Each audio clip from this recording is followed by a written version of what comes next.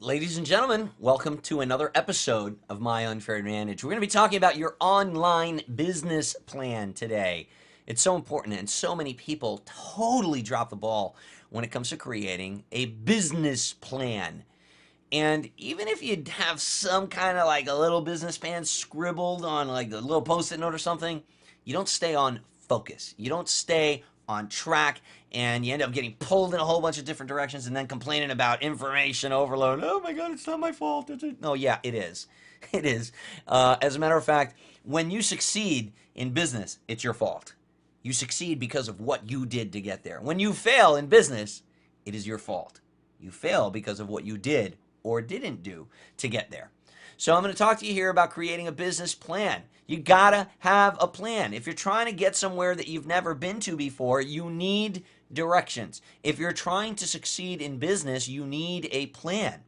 And so many people go into creating an online business the wrong way without a plan. And I'll tell you what, you don't want to do that because this can turn into a really expensive hobby. So we're going to talk a little bit about that today. And I'm going to have to ask you this first. Are you creating a launch, a list, a product, or are you creating an actual business? Because there's a big difference. There's a very big difference. And it's the reason you see people fall into this trap. It's like, okay, well, yeah, I got to make a product. They just start about it ass backwards and they just start doing everything the wrong way. And they're like, well, I heard you got to create a product, so I'm going to start creating a product. Oh, I heard you got to build a list, so I'm going to start building a list.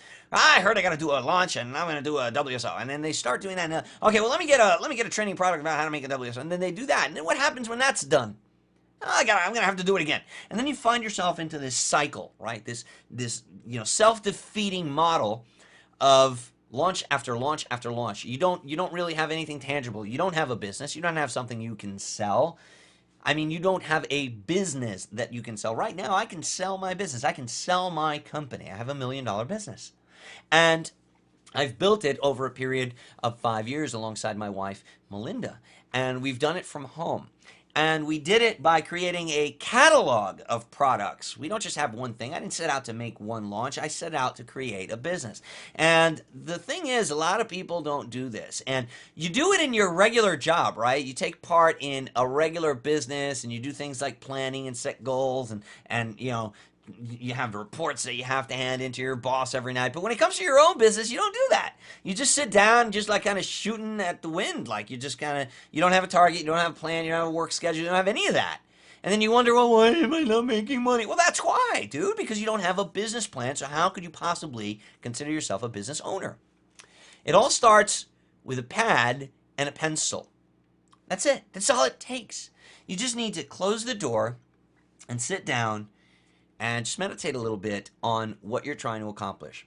Open up a pad to a plain white piece of paper and grab your pencil and just start writing down some ideas, some goals. And then eventually what happens is those goals and those ideas from your pad, they move on to a whiteboard. You should have a whiteboard for your business. Having a business area in your house is very important. Are you running your business from like your kitchen table and your laptop and moving it around with you? That doesn't really help in the beginning. You really should have an area that's your own. It's your company. This is the space. It's this little corner of the house. It's this little whiteboard. This is my calendar. This is my, and the stuff on the pad moves over to the whiteboard. And I used to have a 3-foot whiteboard where I wrote down everything. I broke down my goals. I had a little calendar whiteboard kind of thing that I would fill in what I needed to do by certain dates. But that was my business. It was my business area. I had my desktop. I had my binders with my notes. I had, the ebooks that I had purchased and printed them out. They were on the desk there. I had my little, my notebook with, I would open it up every day. I had my computer, and then I had an actual CRT monitor, like a regular computer, and then I had a little laptop next to it that I would work together on both of those computers, because sometimes I'd be watching a training video on one and then doing the actual thing that I was being trained on the other computer. But the point that I'm making, I had a business area. That was my office in my house, and that's what I dedicated it to. You don't have to have a fancy schmancy, high-rise office building or anything like that. You just need a little area that you can call your own, a little area that everybody else in the house knows not to mess with, because that's mommy's business or that's daddy's business. And it's that important. And I even had a name for my company. You know, I had a name for my company, and I put it up on the top of the whiteboard, and Melinda bought me a little plate with my name on it, you know, like you put at your desk at work, you know, and I put that on the door, you know, and I was running it like a business, man. I would, you know, get home and I'd go to work. Literally, I'd get home from work and I'd go to work. And I'd go to work for myself, for me and my family. And I took it very, very seriously. I envisioned a company long before it was even a company. I knew in my mind's eye what I wanted to build, and then I set out to build it.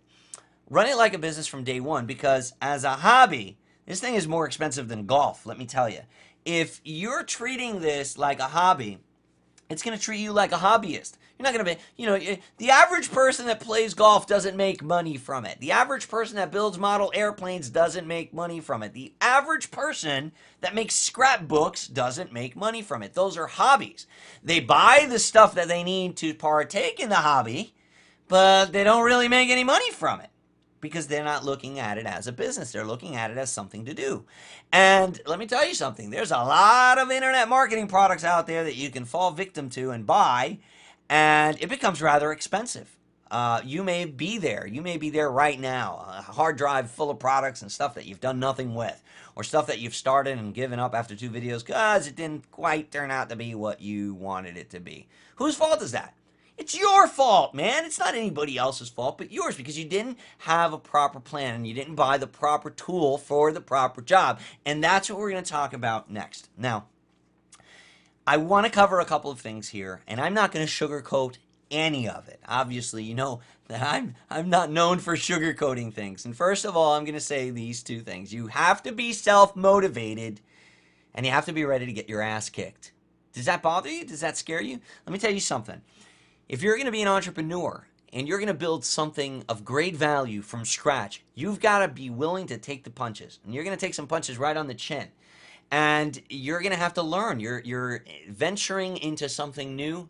And like with anything else, there is going to be a learning curve. You're going to try things that don't work. You're going to fall flat on your face. And it's not about you know, how many times you tried. It's about how many times you got back up and you got on the horse again and you tried again, right? So it's important that you be self-motivated to do that. If you're the kind of person that is still in a stage in your life where you got to get up, oh God, I got to go sit at the computer and do work, dude, you're not going to build a business.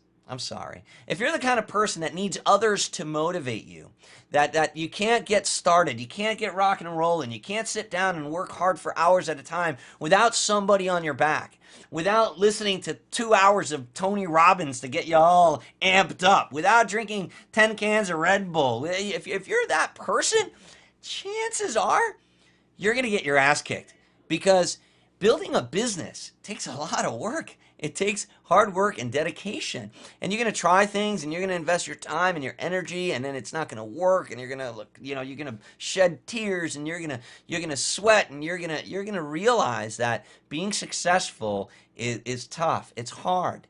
And you're going to realize that once you start making progress, sometimes you got to take a step back in order to make 2 steps forward. And it's not always roses and daisies on the other side of the fence, okay? You actually will be getting your ass kicked. So you need to be a self-motivated person, a go-getter, somebody that wants to achieve goals. You have to be driven. And that's important. I'm not going to make this a big motivational video. That's not what this is about. But it's important that you understand that it's hard. It's hard work. Maybe you haven't heard somebody say that to you before. Maybe everybody that you've listened to in the past as far as building your online business has been trying to sell you something. And so they've been telling you, yeah, it's going to be awesome. You don't got to do nothing. Just pay me $47. And then you copy this little line of secret code that exposes this loophole that automatically pours money into your paper. Doesn't work that way. Okay, building a business takes hard work. Ask any entrepreneur. Walk into any pizzeria and talk to the guy that built it. Talk to the guy that had screwed every light bulb in there. The guy that actually sweated it out while he was having 2 customers a day buying pizzas. The guy that actually had to go out and buy the oven. The guy that had to set the tables. The guy that did all the work, or the lady that did all the work. Go to any business owner and ask them what it took to get there, and they're going to say hard work. None of them is gonna. None of them are gonna say, "Oh man, this is awesome." Yeah, no, I didn't have to do anything from the day I started. Yeah, no, this is awesome. Unless they had a bunch of money and they already bought a business that was rolling. Right? Does that make sense? Of course, that makes sense because that's reality. And for some reason, people fall victim to this whole vision of like, "Oh, I don't got to do nothing if it's an online business. If it's an online business, yeah, that's easy. Yeah, what? What planet are you on? It's not easy. It's hard work. Any type of venture where you're going to be your own boss requires you to be self-motivated. Now, these are the things that typically motivate people. They're the four F's. Now, you can probably argue with me, no, Omar, no, there's more. There's other things. Okay, fine. I'm not Maslow. We're not going to talk about the hierarchy of needs or anything like that here. We're going to cover the four basic principles that motivate people to take action and build a business: fame, family, freedom, and fortune. Now, some people like to do things and because they like to see their name up in lights. They love the paparazzi. They love having a circle around them at an event. They love the fame of it. They love being the center of attention, and they work their ass off to be the center of attention. So are you that person? Because that's not a bad thing at all. I know a lot of people that are actually, they just love having their name up in lights. They love being the speaker on stage, and they work their ass off to deserve that position and that fame. And that's perfectly fine.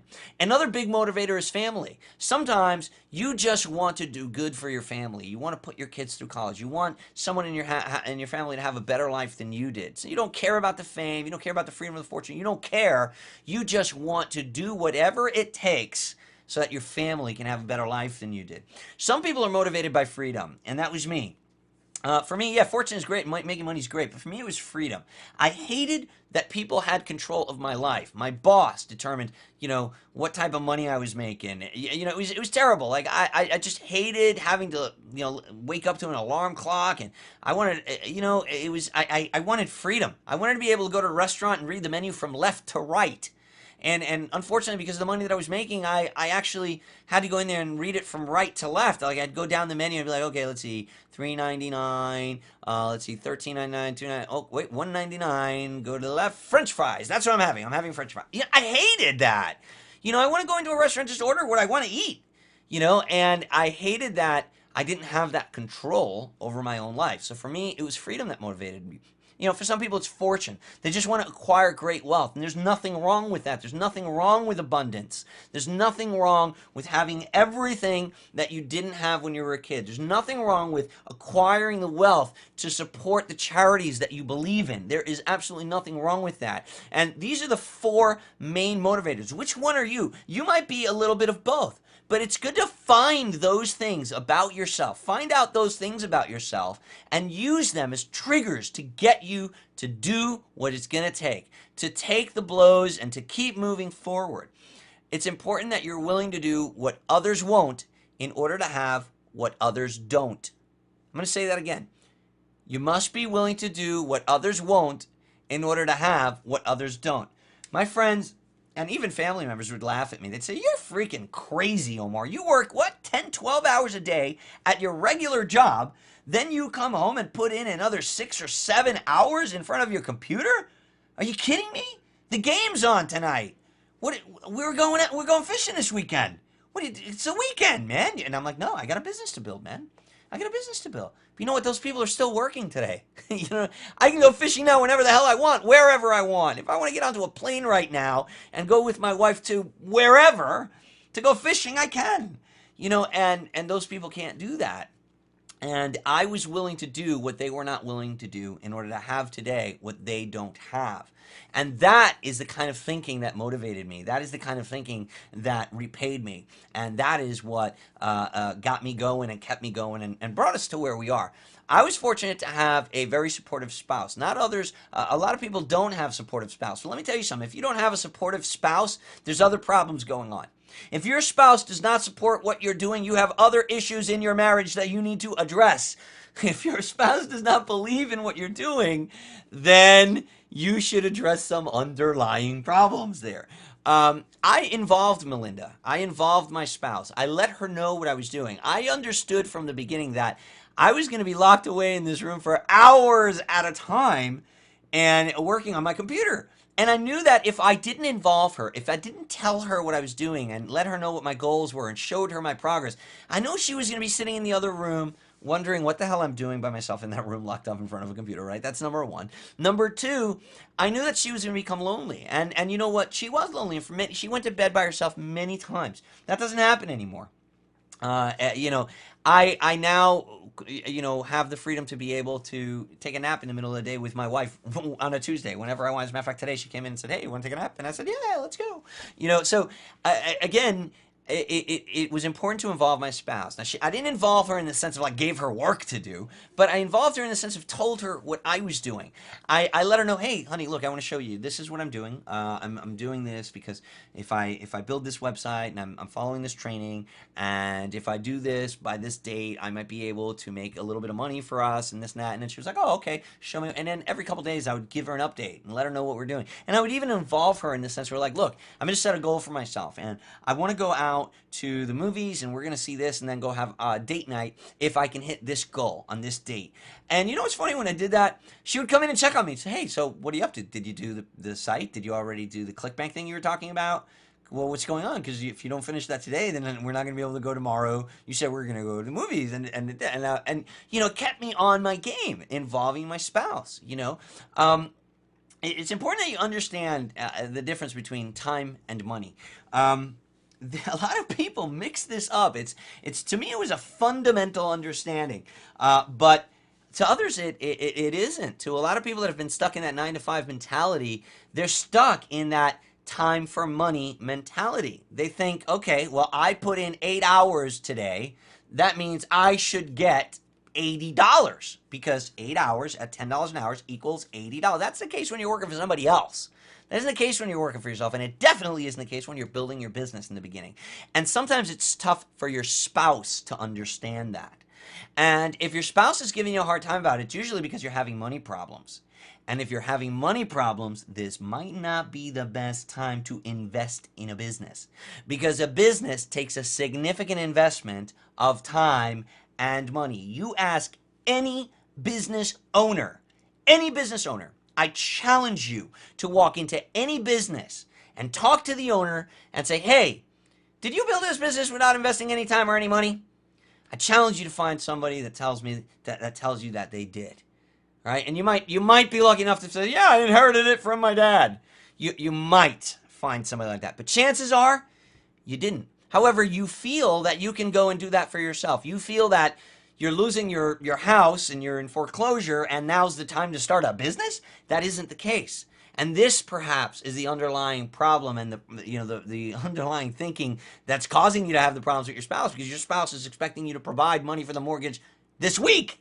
And you decided that you're going to do that by, starting an online business. It makes no sense. That's like, I got to get to California by tomorrow. And instead of looking for the best airfare online, you start looking for instructions to build a plane. It makes no sense. But in your insanity, you're thinking that you're going to be able to do that. And Omar Martin here is shooting that down and telling you you can build a business, but you're not going to build it like that. And you need to involve your spouse, and you need to get to the root of those issues with your spouse in order to be able to move forward. Let me tell you something. Having your spouse on your side or your partner in business is huge. It's helped me quite a bit, especially when I was able to retire my wife. For about a year, we were able to support both of us with the online income, but she wouldn't quit her job. She wanted, she was like, no, I want to be, I want to be secure. I want to be, she tells the story a lot better than I do. But my point is that once that she did get involved, I mean, my productivity just like, it was 10 times more than what it was. You expect it to double. It didn't double. It like quadrupled or more, because now two people together, working on each other's, her strengths and my strengths. It just was a great partnership. And the other thing it's important for you to understand when we're talking about, being self-motivated and taking action on your business, you got to understand when action actually takes place. Sometimes you're ready for a business, but the opportunity isn't there. Sometimes the opportunity is there, but you're not ready. Action takes place at the cross of an X. Action takes place when opportunity meets readiness. Okay? So here's what I mean by that. Sometimes, the opportunity is there and you find something online and you're like, oh my God, look at this perfect opportunity. This is great. But you're just not ready, man. You're just not ready. You can't afford groceries this week. You can't afford to pay your bills right now. What you need is a second job. The opportunity might be there, but the readiness isn't. Sometimes you're ready. Man, I am ready, but the opportunity just isn't there. You don't have the finances, the budget, the capital to get started. So it's when the two things meet. It's when opportunity meets readiness that action takes place. And if you take action with one of those missing, you're going to fall flat on your face. You're one of those people that gets their asses kicked and, oh man, it doesn't work. It's a tough racket. Yeah, I tried that. Don't be that guy. Make sure that opportunity and readiness are both there. That is when you take action. So let's talk about the goals and the business plan, right? Because that's exactly what I wanted to cover in this video. You need to forecast your year, not your week. When you're sitting down to build an online business from home, you need to forecast your entire year just like real businesses do. Just like the manager of your company does. Your manager, wherever you work, he's got to create a business plan and submit it to his manager, and his manager's got to go to the general manager and to eventually to the CEO and whatever. We create goals. We forecast our quarter, then our year. Then we have a 5-year plan. Every company creates SMART goals. SMART, and that's what we're going to talk about right now. Your goals have to be specific. You have to picture every single little detail. The more vivid the picture in your mind's eye, the greater likelihood that it'll be manifested. If your picture is blurry, if you don't really have an exact idea of what you want to do, then it's probably not going to happen. If you're looking to buy a car and you want a specific car, you need to know the color, you need to go know the interior, you need to know the features, you need to know the make, the model, everything. The more detailed your vision is of that car, the more likelihood that you'll be able to manifest it. Same goes with your online business goals. The better and the more specific that vision is, and that attention to detail, the more likely you will be to manifest it. Measurable. Your goals have to be measurable. You need to create specific benchmarks. People sometimes say, yeah, I have a goal. My goal is to be rich in 2013. Well, you're going to fail, dude, because your goal is not specific enough. It has to be specific, attainable, realistic, very important that it's measurable. So you need to be able to break a big goal down into a series of small, attainable goals. So instead of saying, okay, well, I'm going to be rich, you need to say, okay, well, how specific is that? How rich do you want to be? I want to make $100,000 in the year, 2013. I want to put $100,000 in the bank, liquid. I want to see that in my savings account. Now, that's attainable, and you have to make it measurable. Well, how are you going to put that $100,000 in there? There's a whole lot of different ways to do it, because you could either put $8,000 a month into a bank account, right? Or you could put, 10 months into a project and then launch that project and make that $100,000 in the last month of the year, right?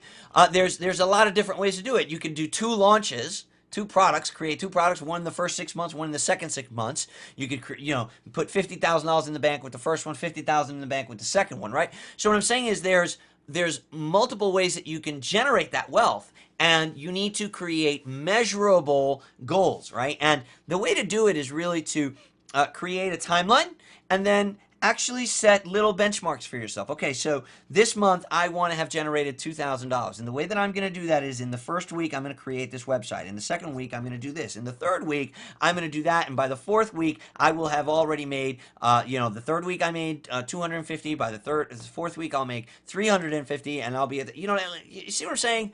You're creating little benchmarks on a timeline that you can then see if you're hitting those goals. So week number 2 comes along, and in your morning meeting that you have with yourself every week, right? You look at your goals. You look at your whiteboard. You turn around and you say, okay, well, let's see.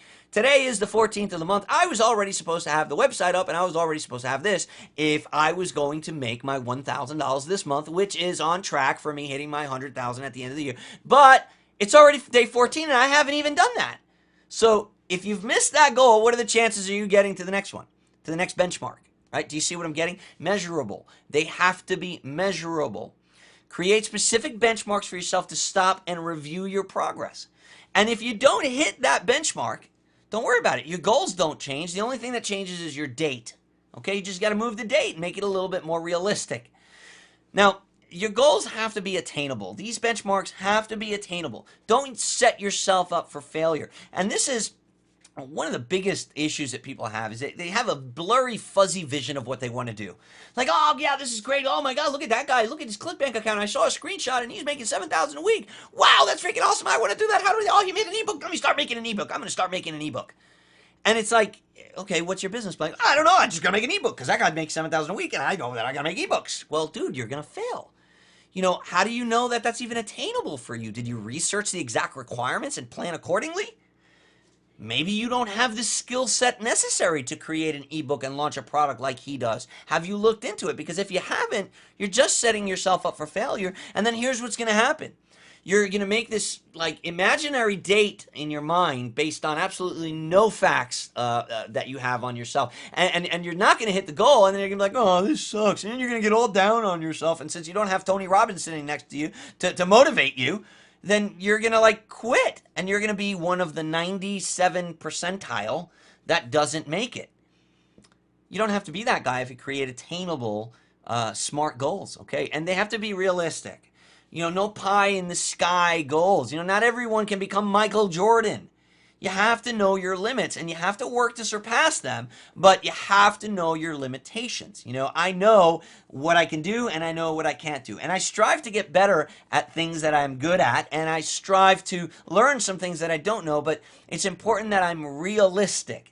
Saying to myself, hey, I'm going to make $100,000 this month and avoid bankruptcy when I've never even learned, it's crazy. You know what I mean? It's like you wouldn't go to college, right? Okay, you wouldn't set yourself a goal like, look, next month I'm going to do neurosurgery and make $100,000 from a procedure. You wouldn't do that. Why? Why wouldn't you do that? Because it's conventional wisdom tells us, well, to become a surgeon, you've got to go to college, then you've got to go to 4 years of medical school, then you've got to do an internship and a residency, and you got to study in your specialty. It's a good 9 to 10 years before they're even going to let you touch a patient to actually do surgery. So that goal of making $100,000 next month by doing a surgical precision, that's a bit of a pie in the sky kind of. It's not attainable. But people make these ridiculous assumptions all the time when it's an online business for some reason. You think like there's nothing you have to learn. You think you don't have to get your bachelor's degree in marketing and learn how to do these things. You do. So you need to know your limits and you got to work to surpass them. But you can't give yourself these pie in the sky goals. They have to be realistic and they have to be timely. You have to put exact dates and times on your goals and reward yourself for hitting them. You know, we're creatures of habit. And when you treat yourself good for accomplishing something, it's important that you reward yourself. You know, so maybe your reward for hitting a certain goal, and maybe you're doing a 30-day challenge on your blog, and your 30-day challenge is you want to do a blog post every single day with a video for 30 days. Maybe that's what you're challenging yourself to do. And that's a challenge. Let me tell you, I know it was for me. And you challenge yourself to do that, and then when you're done, maybe have a getaway for a day. Maybe have a road trip for a day or a weekend with the family. Maybe go to the beach. Maybe treat yourself and your wife to a nice dinner at Red Lobster or whatever. Melinda and I like to go to Red Lobster. You know, but do something nice that you like to do as a reward for hitting that goal. Because you know what? You're gonna strive harder for your next one because it's gonna turn into a habit. So create SMART goals: specific, measurable, attainable, realistic, and timely. Now, when you start thinking like a business, you're going to need to start creating these mindsets, these things in your life, in your business life, even if it's at home. You need to ask yourself things like, what are my departments? What are the departments for my company?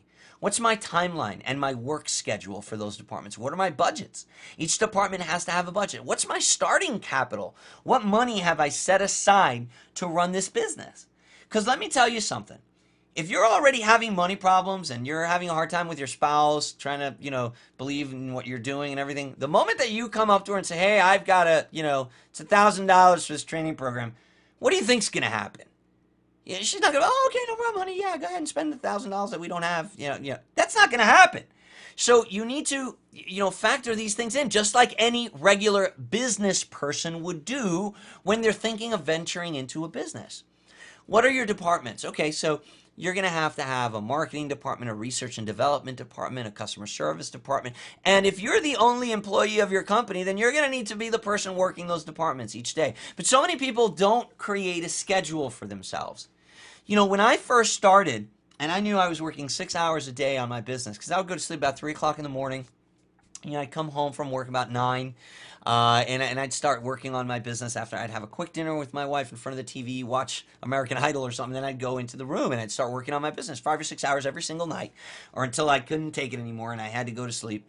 And I would break down a schedule for myself. So, okay, for the first hour, I'm going to be doing research. So I'm going to be in the forums. I'm going to be doing market research. I'm going to be doing stuff to teach myself about my market, and I'm going to be doing social branding or whatever it is. Then for another hour per day, I'm going to be in development. I'm going to work in my development department. So I'm going to be working on my website building. I'm going to be working on my product creation. Then I'm going to be working on customer service. Now, I can adjust customer service because until I've launched my product, I don't really have any customer service. So maybe I'll dedicate 30 minutes a day to start building my support desk or creating a support email or support response templates or whatever, but again, every single day I'm working a schedule, just like you do at your job for your boss. You see, one of the biggest issues that people have is they'll go and they'll work a schedule for someone else, but then when it comes to working for yourself, for your own business, for where it really matters, you don't care. Today I'm too tired, I'm not going to work today. You know what? This is a pain in the ass. I'm not going to do article writing today in traffic because that's like, I hate doing that. What are your budgets? Do you have a budget for every department? I'll tell you, in a regular company, the sales manager has a budget for his sales reps. The customer service department has a budget for the customer service people. Every department has a budget. The marketing department has to have a budget. How are you going to buy marketing material, business cards for your people? You need to have a budget.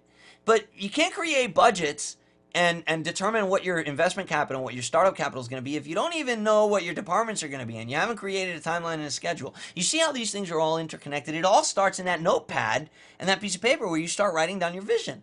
When you start actually writing down on that whiteboard and literally creating a vision and a map for your company.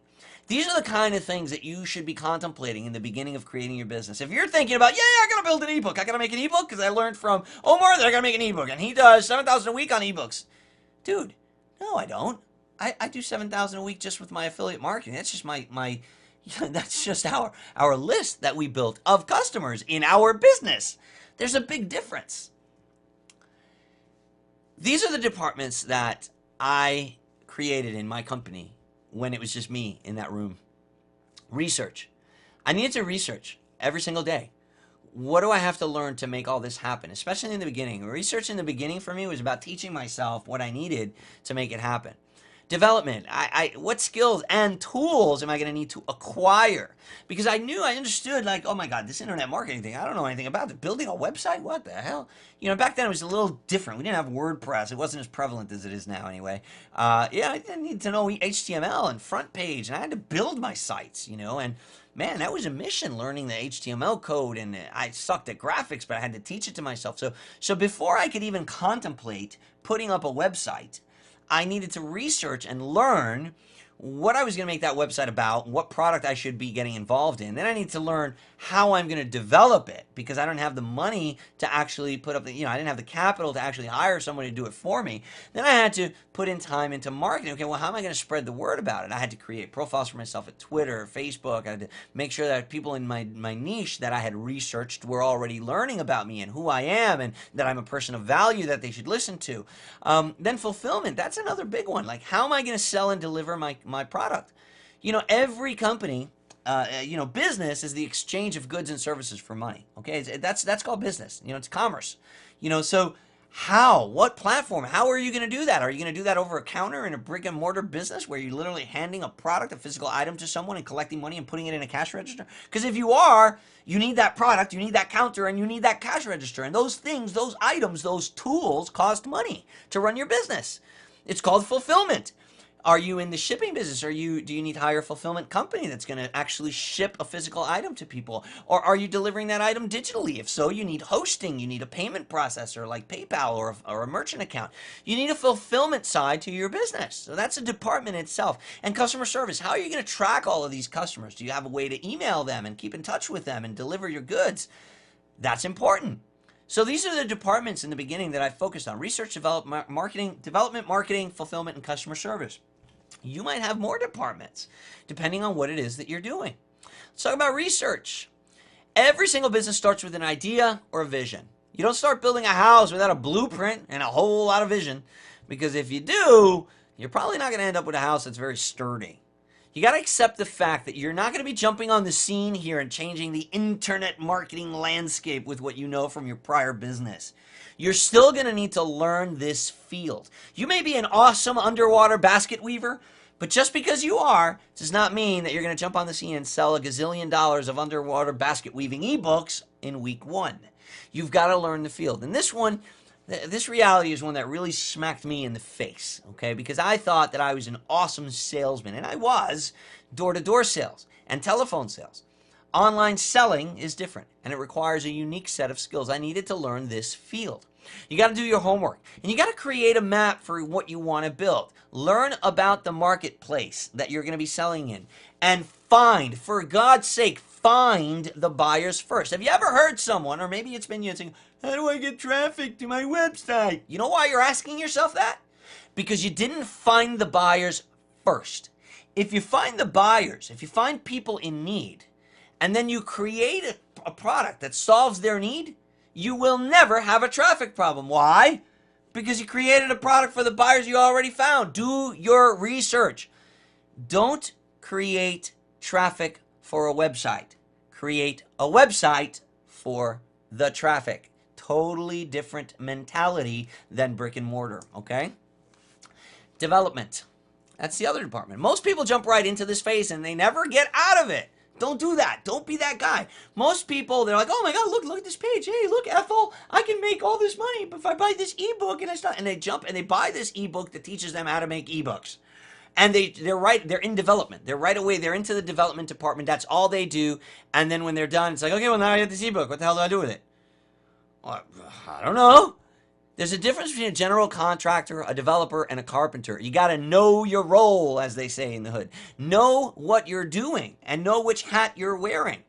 You should be working on your business and not particularly in your business. In the beginning, depending on how much capital you have to start off with, you might find yourself in the business, rolling up the sleeves, doing a lot more of the work than you would hope to be. But that's what I talked about in the beginning. You're going to get your ass kicked, and you're going to have to put in the hard work in the beginning, because no matter how you look at it, you're going to pay for the things you need in your business, period. Don't fall victim to the mentality that you don't have to pay for things and that everything is free. No, you're going to pay. You're either going to pay with money or you're going to pay with time. So either you have the money to buy those graphics you need, or you're going to need to invest the time into learning how to make them yourself. Period. Factor both of those things into the development equation for your business: time and money. Create a plan and use a project management system or some sort of an accountability partner. That's important. And some sort of a project management system doesn't have to be some fancy thing like Basecamp or ActiveCollab. It could just be your whiteboard, man. It could be a little calendar book that you keep on your desk. It could be a system where you check off before you start working every day, you check off the things you want to do and then the things that you didn't finish yesterday, and you move them over to today. Just create some sort of a system for yourself. Manage your time wisely. Your boss expects you to manage your time wisely when you're working for him. Well, why the hell wouldn't you manage your time wisely when you're working for you? And if you're having a hard time with this and you're spending too much time on Facebook, why don't you find yourself an accountability partner? Sometimes a business partner is somebody that you're working with, that you're checking their stuff and they're checking your stuff on check-in day. Sometimes this really, really helps to keep you on pace. If it's somebody that you trust and respect and you don't want to let down, this really, really helps. So maybe create a plan for yourself and implement and share it with somebody. Share it with an accountability partner. Your marketing department. This is a tough one. Raising brand awareness takes time. This doesn't happen overnight. There's a difference in marketing and selling. Marketing is raising awareness, getting people to know about your product, getting people to know who you are and what you're selling. You need to make time for this daily. For me in the beginning, it was about writing and creating articles about myself and bringing people to my blog. It was about posting on my blog and communicating with the world. I used to do a lot of article submissions to drive traffic to my blog. I used to create videos for my blog, and in the beginning, nobody was watching them but me and Melinda. That I would say, "Hey, did you see the video I did?" You know what I mean? But that all grows. The more you do it, the more that it grows. The better you research, and this is important. Like your departments, they build on one another, right? Because the better your research department is, the more successful your marketing department is. If you research really well about your niche and what people need, it's going to become very easy to market because you know exactly what to create and who to create it for and where to place it once it's created. So your marketing material becomes really easy to hand out. So look at it in a physical sense, right? Let's say that you are creating a product in underwater basket weaving, right? And let's say that you found this source of underwater basket weavers, and they meet once a year at this big conference center. And you go out and you create this product for underwater basket weavers because you've been learning all year what their biggest problems are and what they need solutions for, because they talk to each other in the underwater basket weaver forums. And you've gone and you've created this product and you've had it all printed up, and now you know exactly where that event is, and you're going to go to that event and you're going to hand out business cards. Right, so now that's a good use of your time. And because your research department was so good, your marketing is going to be really good because you're going to know exactly what to develop and where to go hand it out and where to build that following. Now, this is a multifaceted department that can become a time hog, right? Because you might say to yourself, well, I've got to raise brand awareness inside of Facebook, inside of Twitter, inside of YouTube. I got to do blogging. I got to do article creation. Yeah, it is a time hog, especially in the beginning. And you're going to have to learn to outsource here. So this is probably going to require you spending some time in each one of those things and limiting yourself and saying, I've recently started setting a timer on my desktop. I have my iPad and I have this big countdown timer that's just rolling on the screen there so that I know I limit myself to a certain time on certain sites. You know, so I only do a certain amount on Twitter, a certain amount on Facebook, a certain amount on YouTube. And you got to be creating content and putting things out there that are going to raise your brand awareness and let people know about your product and your brand. And then if there's parts of these that you don't enjoy doing, outsource those. Okay, so this is where you're going to want to have a budget for yourself, right? So if I don't like writing articles, then I may want to outsource that part of my business. If I want 2-3 new articles a week, then I might need to hire somebody to create those articles. I give them the topics, they write the articles, you know, and that's something that I outsource. Melinda used to write my articles, and before that we used to have ghostwriters write the articles. I would edit them, put them up on my blog. Okay, so there's parts of your business that you can outsource, but you're going to need to factor that stuff in, and your marketing can be a time hog if you don't plan it properly. Fulfillment. Now, this is where we talk about building the sites that are going to sell your product and deliver your product.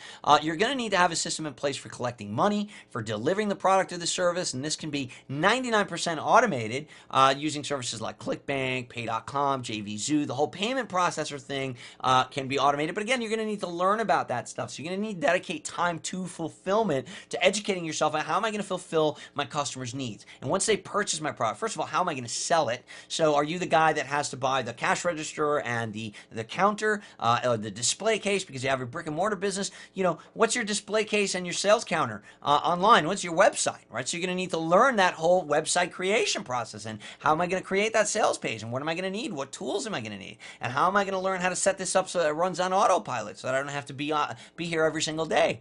And remember, you can also automate physical fulfillment services. There are companies out there that will fulfill your physical product. So if you're creating CDs, DVDs, or if you're literally selling baskets, for people that you've woven underwater, you can actually hire companies that will ship those out for you. There's fulfillment companies out there like Kayako, Dis.com. There's a whole bunch of them that will fulfill your products and services for you. And speaking of service, customer service. You're going to need to expand this as your business grows. And this becomes more and more complicated as your business gets bigger. Initially, you can handle this yourself via email. But if you're doing things right in all the other departments, you're going to need a dedicated help desk pretty quickly because you're going to start acquiring new leads, new clients, new customers. And you're going to want to have a more reliable way to communicate with your customers than email. Email is not reliable for strangers or people you've just met because since there hasn't been a lot of correspondence back and forth, your email client or the service you're using, whether it's email, AOL mail or Hotmail or Gmail or whatever, it's going to end up throwing those customer emails, those emails from your customers into the spam box, and they can go unnoticed. Or even worse, your reply to them could go into the spam box and they don't even know you're answering their question. That is terrible for business. Now, in the beginning, there are ways around this. There are little WordPress plugins and things that you can use. But at the end of the day, if you're doing everything right in your other departments, your customer service requirements are going to grow, and they're going to grow fast. It's important that you treat your customers like gold. Things go viral very quickly nowadays. And just as quickly as people's positive testimonials about you can spread on the internet, so can their negative reviews. We are in a review society. People want to read about you and know about you before they do business with you. You need to delight your customer. You need to make sure that every single person that you sell to becomes a customer for life. And some people are saying to myself, well, some people think that what they want to generate is a satisfied customer. I just want to make them happy, and then that's it, so he goes away. No, you don't want a satisfied customer. You want a loyal customer. Okay, you want to generate loyal customers, not satisfied customers. And ask yourself this: would you prefer that your spouse be loyal or satisfied? Right? You want a loyal customer, not a satisfied customer. There's a big difference. Accounting. This is a department that I wish I had paid much more attention to in the beginning. Don't underestimate the importance of proper bookkeeping. Before you know it, you'll blink and it's tax time. And that sucks. If you haven't been keeping your receipts, if you haven't been carefully, keeping track of all your payments, your income, your expenses, it adds up. Every little expense adds up. Set up a corporation or an LLC. This is affordable to do. You can do this at LegalZoom.com, and you'll be doing things official. You need to collect W-9s from affiliates. Like if you're actually doing business with affiliates and people are doing work for you, you need to save all of your receipts for anything that you buy. These things are important. You need to keep accurate spreadsheets from day one. Keep some accurate records of what you're doing so that when time comes to consult a accountant or you're doing your taxes at the end of the year, you're gonna want to have some documentation. You can't just show up with a shoebox full of receipts, In the beginning, you want to dedicate a little time to this weekly. Keep a little spreadsheet for yourself. Okay, this is how much money I've spent. These are products that I bought. This is how much I brought in. And this grows. It becomes a daily task eventually. And this eventually is something that you outsource. Melinda does our bookkeeping right now. And we actually have, she does low-level bookkeeping here in the house, and then she collects everything, puts it into spreadsheets, gives it to our bookkeeper and our accountant that then put together all of our tax documents. So again, this is something that will grow over time. It's important that you start treating your business like a business from day one, and the accounting department is important. Plan your work. I think if there's one thing that I'm trying to get across here is your need for a business plan. You need to have a plan, and then you need to work that plan. Treat it like a business from day one if you expect it to treat you like a business owner. Start today. Grab that notepad, turn it to a blank page, start writing down your vision, start writing down the department, start doing your research, start creating a plan, and start working that plan. Because that's the way that you're going to build an online business that you'll be able to pick fruits from for life, something that you'll be able to will to your children, something that'll really bring you to the income and the abundance that you need and that you deserve. Plan your work, work your plan. Thanks for watching this video, and I look forward to seeing you in the next episode. Take care.